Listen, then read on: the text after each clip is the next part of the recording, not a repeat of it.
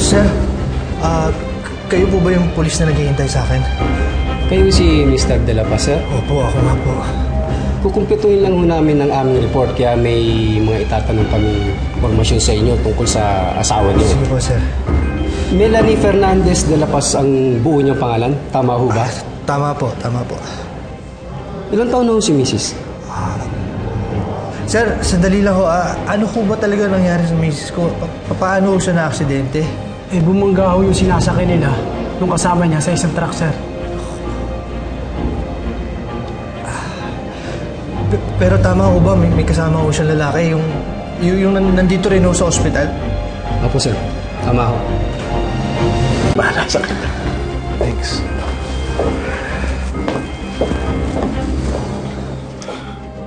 Sino kaya yun? Anong pangalan? Baka kasi katrabaho niya o kaibigan niya. Pag nagising ho si Mel, kamustahin para alam ko ho yung sasabihin ko. Din Montenegro ang pangalan ng kasama niya, sir. Din? Montenegro? Yes, sir. May kilala ho ba kayong Din Montenegro, sir? Yung Dean ba? Siya ba dahilan kung ba't lagi ka naglalasing? Tindi rin kasi nung gagong yun eh. Sinaktan niya ako ng sobra. Kanina naalala ko na naman siya. Sino? Hindi yung ex ko. Yung tatay nitong... Ako na yung totoong tatay nito. Kapangalan lang ho siguro dahil yung kilala ko hong Din Montenegro ay matagal na hong nasa Amerika. Sino ho ba yung Din na yun? Katrabaho ho siya ni Mel, di mo ba? Katrabaho nga ng asawa niyo din na yun. Sige, salamat sa kooperasyon. Babalikan ka na lang namin.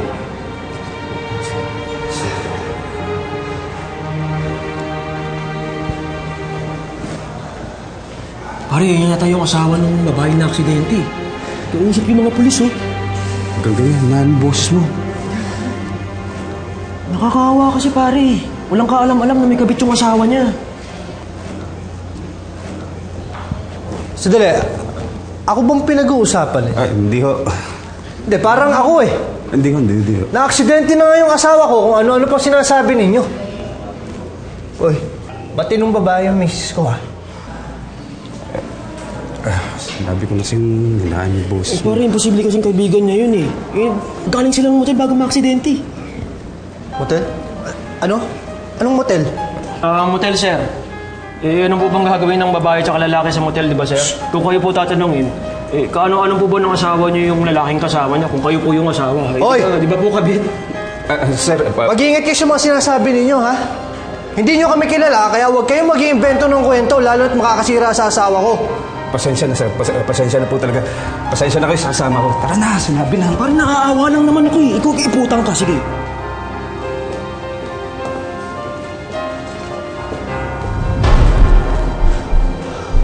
Dinalaw siya ng mga dati niyang kaopisina kahapon eh. Isang babae, Adel ata ngalan. Tapos isang lalaki. Pogi yung lalaki ha. Mas pogi pa sa'yo. May kasama ko si ate na na-aksidente siya. Oo, dalawa sila may sinugod dito. Si Adel ho ba? Yung kaibigan ng babae? Hindi. Lalaki ho.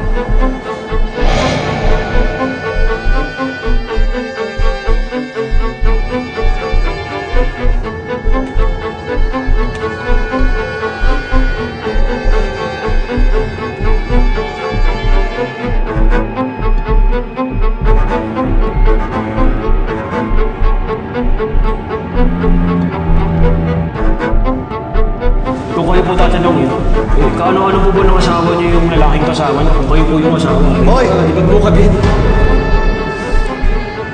Hibang na hibang ka dun sa asawa mong si Melanie.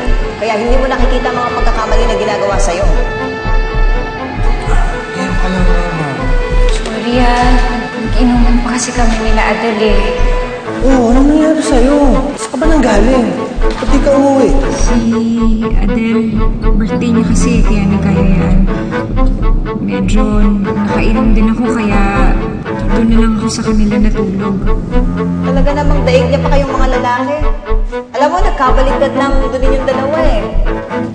Huwag kang pakakasigurado dyan sa asawa mo yan. Iba na ang panahon ngayon.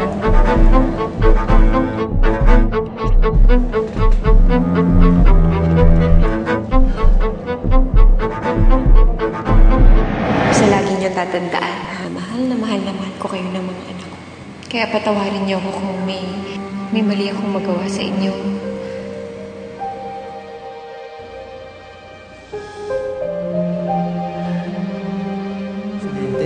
Eh, bumangga ho yung sinasakay nila nung kasama niya sa isang truck, sir.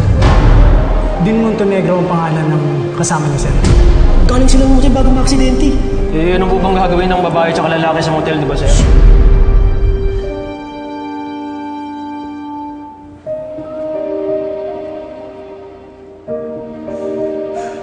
Sorry talaga, Pao. Pasensya ka na.